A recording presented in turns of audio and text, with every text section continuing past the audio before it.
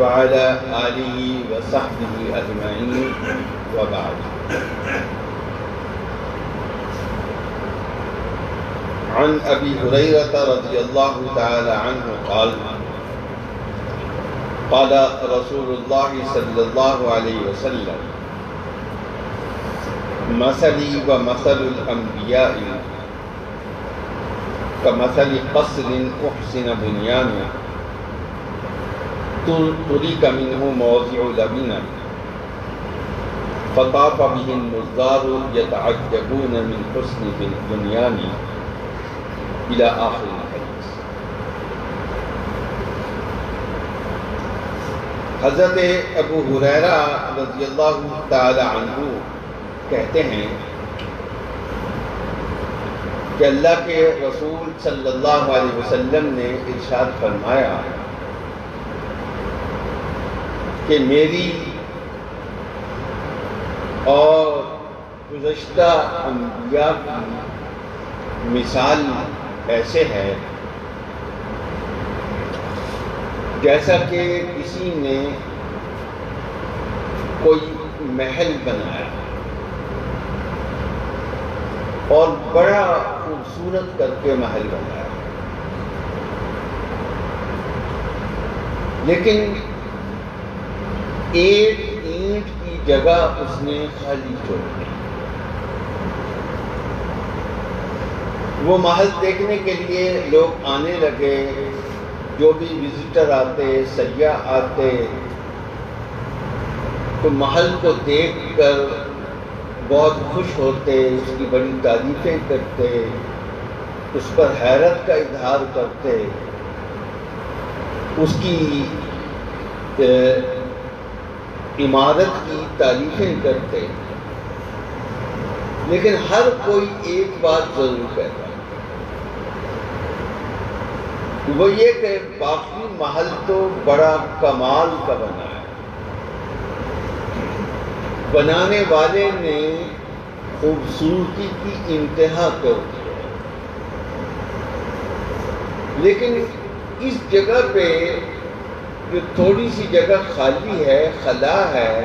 ایک اینٹ کی جگہ کا، اس خلا کو اگر پر کر دیا جائے تو اس محل کے حسن کو 4 چاند لگ جائیں گے اور یہ حسن اپنی انتہا تک پہنچ جائے گا. یہ حسن اس لیول تک پہنچ جائے گا کہ اس سے آگے پھر کسی خوبصورتی کی توقع نہیں کی جا سکتی. رسول اللہ صلی اللہ علیہ وسلم نے یہ مثال بیان کرنے کے بعد سلسلہ انبیاء پر یہ مثال منطبق فرمائی، اور یہ منطبق یوں فرمائی کہ مجھ سے پہلے جتنے نبی آئے ہیں وہ سمجھیں کہ وہ یہ خوبصورت محل ہے، یہ قصر نبوت ہے، یہ نبوت کا ایک شاندار محل ہے. اس کی خوبصورتی میں ایک کسر باقی تھی کہ ایک اینٹ کی جگہ پر ہونی ضروری تھی، اس کے بغیر یہ حسن پایا تکمیل تک نہیں پہنچ رہا تھا.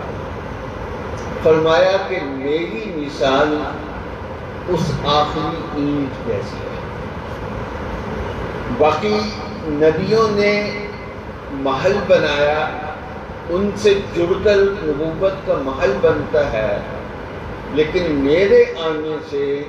اس محل کی تکمیل بھی ہو گئی اور اس محل کا حسن بھی پایۂ عروج تک پہنچ گیا، پایۂ تکمیل تک پہنچ گیا. اور پھر آپ نے فرمایا کہ ختم بی البنیان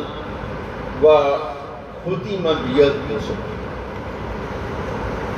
کہ میرے آنے سے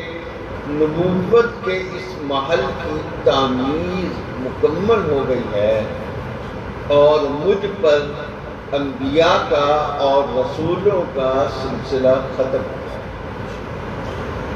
میں اللہ کا آخری نبی اور آخری رسول ہوں۔ میرے بعد کسی بھی معنی میں، کسی بھی اعتبار سے کوئی نیا نبی یا کوئی نیا رسول نہیں آ سکتا۔ حتیٰ کہ حضرت عیسیٰ علیہ السلام بھی آئیں گے تو وہ بھی رسول اللہ صلی اللہ علیہ وسلم کو خاتم النبیین مانتے ہوئے انہی کی شریعت کی پیروی کریں گے، آپ ان کے احکام کو مانیں گے۔ جب ایک عبادت نقشے کے مطابق مکمل ہو جاتی ہے تو اس کے بعد جب اس میں کوئی ایڈیشن کی جائے، کوئی چیز ایڈ کی جائے تو وہ اس کے حسن کو خراب کرتی ہے۔ اس کو وہاں سے ہٹانا، اس کا ازالہ کرنا ضروری ہو جاتا ہے۔ تو ختم نبوت یہ سلسلہ نبوت کا یوں سمجھیے کہ اس کی تکمیل حسن ہے، یہ اس کا تاج ہے، یہ اس کی زینت ہے، یہ اس کی خوبصورتی ہے۔ جب آپ اس پہ مزید ایڈیشن کرنا چاہیں گے تو گویا آپ پوری کی پوری نبوت کی اس کڑی کو نقصان پہنچا رہے ہیں، اس کڑی پر حرف گیری کر رہے ہیں، پوری کڑی کو آپ بدصورت بنانے کی کوشش کر رہے ہیں۔ وہ تو بدصورت نہیں ہوگی، لیکن جو ایڈیشن کرنا چاہے گا، جو کسی چیز کا اضافہ کرنا چاہے گا، اس اضافے کو راستے سے ہٹانا ضروری ہے۔ یہ ہمارے لیے، برصغیر کے لوگوں کے لیے ایک خوشی کا موقع ہے کہ نبوت کا دعویٰ کرنے والے تو اور بھی پیدا ہوتے ہیں، لیکن برصغیر میں جو جھوٹا دعویٰ نبوت کرنے والا پیدا ہوا اور وہ ایک بہت بڑا فتنہ بن گیا، تو آج سے 50 سال پہلے 7 ستمبر 1974 کو، اور اب 2024 ہے، ہماری پارلیمنٹ نے متفقہ طور پر ہمارے دستور میں ترمیم کر کے یہ طے کیا کہ جو شخص رسول اللہ صلی اللہ علیہ وسلم کو آخری نبی نہیں مانتا،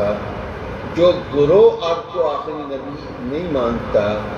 چاہے وہ اپنے آپ کو احمدی کہلاتا ہو، وہ قادیانی کہلاتا ہو، وہ لاہوری کہلاتا ہو، وہ کچھ اور کہلاتا ہو، وہ مسلمان نہیں ہے۔ اس کو بطور ایک اقلیت کے ٹریٹ کیا جائے گا، بطور مسلمان ان کو اپنے آپ کو پیش کرنے کی اجازت نہیں۔ تو اس موقع پر ہمیں اللہ کے حضور شکر گزار ہونا چاہیے، اس بات پر اللہ کا شکر ادا کرنا چاہیے۔ اللہ تعالیٰ ہمیں اپنے حبیب صلی اللہ علیہ وسلم کے ساتھ سچی اور پکی محبت عطا فرمائے۔